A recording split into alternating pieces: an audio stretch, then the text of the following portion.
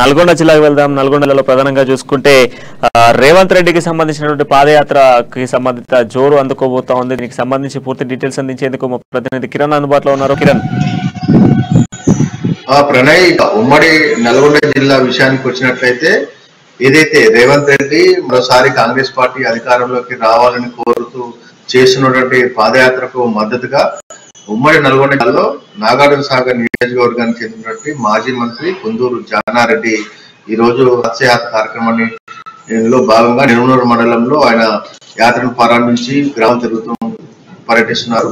అయితే గత కొద్ది రోజుల్లో కూడా కుందూరు జానారెడ్డి నియోజకవర్గ వ్యాప్తంగా హాత్ కార్యక్రమంలో పాల్గొని అందరికీ అందుబాటులో ఉంటూ నియోజకవర్గ సమస్యలు తెలుసుకుంటూ ఈసారి తప్పకుండా కాంగ్రెస్ ప్రభుత్వం అధికారంలోకి వస్తుందని, కాంగ్రెస్ పార్టీని అధికారంలోకి తీసుకోవాల్సిన బాధ్యత ప్రతి ఒక్కరి పైన ఉందని కార్యకర్తలతో పాటు ప్రజలకు వివరిస్తూ ఆయన యొక్క పాదయాత్ర కొనసాగిస్తున్నారు. ముఖ్యంగా ఉమ్మడి నల్గొండ జిల్లాలో ఏదైతే రేవంత్ రెడ్డి పాదయాత్ర చేపట్టిన తర్వాత కేవలం ఒక జానారెడ్డి మాత్రమే కంటిన్యూగా ఈ యొక్క హాస్యాత్ర కార్యక్రమాన్ని చేపట్టడం జరిగింది. మరి ఎవరు కూడా ఈ యొక్క కార్యక్రమంలో చురుగ్గా పాల్గొనలేకపోతున్నారు. కేవలం సీనియర్ మంత్రి అయినటువంటి జానారెడ్డి మాత్రమే పాల్గొనడం జరుగుతుంది. ఇక జిల్లాలోని ఉత్తమ్ కుమార్ రెడ్డి సీనియర్ నాయకుడు, అడిగిన కోమటిరెడ్డి వెంకరెడ్డి మిగతా నియోజకవర్గాల్లోని గతంలో పనిచేసినటువంటి ఎమ్మెల్యేలు కావచ్చు, నియోజకవర్గ ఇన్ఛార్జ్ లో ఉన్నటువంటి వారు కావచ్చు, ఎవరు కూడా ఇంతవరకు కూడా తమ యొక్క నియోజకవర్గాల్లో పార్టీని బలోపేతం చేసే దిశగా అడుగులైతే వేయట్లేరు. కేవలం జానారెడ్డి మాత్రమే, జానారెడ్డితో పాటు అతని కొడుకులు జయవీర్ రెడ్డి,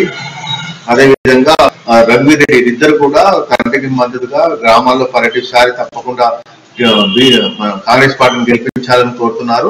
ఏదైతే కేంద్ర ప్రభుత్వంలో ఉన్నటువంటి మోడీ ప్రభుత్వం కావచ్చు, రాష్ట్రంలో కేసీఆర్ కావచ్చు ప్రజలకు పాలన చేస్తున్నారని, ప్రజలకు కష్టాలు ఉన్నటువంటి సమస్యలను పరిష్కరించక అవినీతి కుంభకోణాలకు పాల్పడ్డారని ఆరోపిస్తున్నారు. ఏదైతే 3000 కిలోమీటర్లు పాదయాత్ర చేపట్టినటువంటి రాహుల్ గాంధీ కాశ్మీర్ వరకు ఏదైతే పాదయాత్ర చేస్తున్నారో దాన్ని అంతా ఆదర్శంగా తీసుకొని కాంగ్రెస్ కార్యకర్తలు అందరూ కూడా ఆ యొక్క యాత్రకు ఆదరణ తీసుకోవాలని కూడా కోరుతూ గ్రామాల్లోని సమస్యల పరిష్కారానికై కావాలంటే కాంగ్రెస్ పార్టీ గెలిపించాలని కూడా కోరుతున్నాడు. ముఖ్యంగా ఏదైతే రాష్ట్రంలో రేవంత్ రెడ్డి చేస్తున్న పాదయాత్ర మిగతా జిల్లాల్లో కూడా ఈ యొక్క రేవంత్ రెడ్డి పాదయాత్ర కూడా తమ నియోజకవర్గాల్లో అక్కడ ఉన్నటువంటి ఇన్ఛార్జ్లు అయితే యాత్ర చేస్తున్నారు. ఉమ్మడి నల్గొండ జిల్లాలో అందరూ హేమీలు ఉన్నప్పటికీ కూడా ఇంతవరకు ఎవరు కూడా హాస్యాత్ర కార్యక్రమంలో పగలపోవడం ఇక్కడ కాంగ్రెస్ లో జరుగుతున్న కుమ్మలాటలకు ఇదొక ఉదాహరణగా చెప్పవచ్చు. ఎవరికి వారే యమునా తీరాన్ని ప్రవర్తిస్తున్నారు.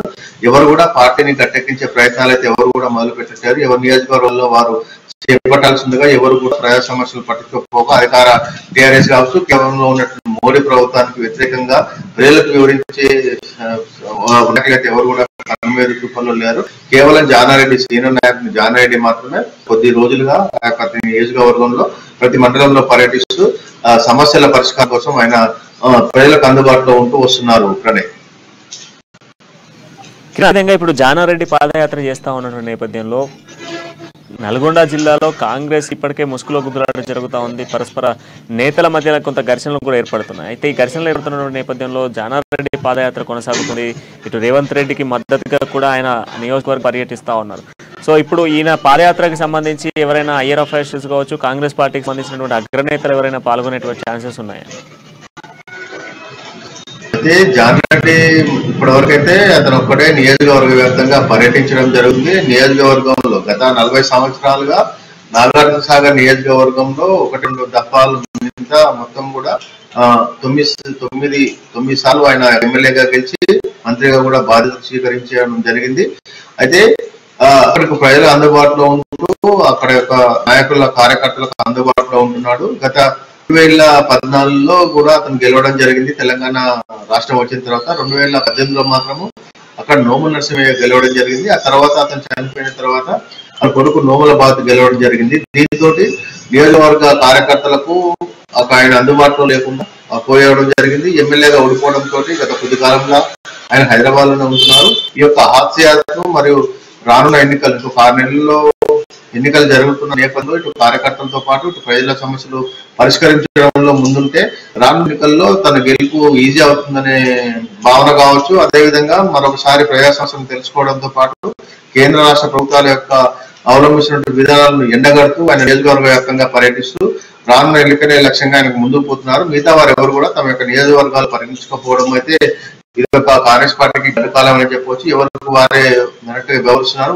జానారెడ్డి మాత్రమే ఈ యొక్క తన యొక్క యాత్రను కొనసాగిస్తున్నారు.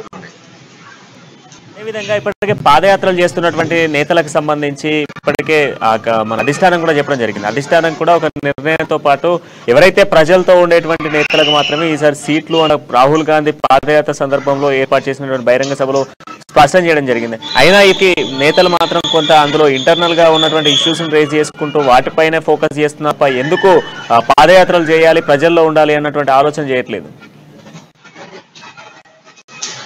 అయితే కాంగ్రెస్ పార్టీలో మాత్రం ఒక విభిన్న పరిస్థితి నెలకొంది. ఎందుకంటే ఉమ్మడి నల్గొండ జిల్లాలో మొత్తం 12 నియోజకవర్గాలు ఉన్నాయి. 12 నియోజకవర్గాల్లో నాగార్జున సాగర్ నియోజకవర్గానికి వస్తే కుందూరు జానారెడ్డి, నల్గొండకు వస్తే ఇప్పుడు ప్రస్తుతం ఎంపీగా ఉన్న కోమటిరెడ్డి వెంకరెడ్డి, హుజూర్నగర్కు వస్తే ఉత్తమ్ కుమార్ రెడ్డి, అదేవిధంగా కోదాడ భార్య పద్మావతి. ఇలా ఈ యొక్క నియోజకవర్గాలు ఎవరైతే ఉన్నారో వారందరూ కూడా ఇప్పటివరకు వారే వచ్చే ఎన్నికల్లో అభ్యర్థులుగా తమకు సీటు వస్తుందా రాదా అన్న మీమాంసతో ఉన్నారు. చాలా నియోజకవర్గాల్లో కూడా ఇదే సమస్య కొనసాగుతుంది. ఒక్కొక్క నియోజకవర్గంలో 2-3 నాయకులు తమకే సీట్ అంటూ కూడా కొట్టడం జరుగుతుంది. కేవలం ఎవరైతే అధిష్టానం ఆశిస్తూ తమకే పార్టీ టికెట్ వస్తుందన్న నమ్మకంతో ఉన్నవారే ఈ యొక్క యాత్రలలో ముఖ్యంగా పాల్గొంటున్నారు.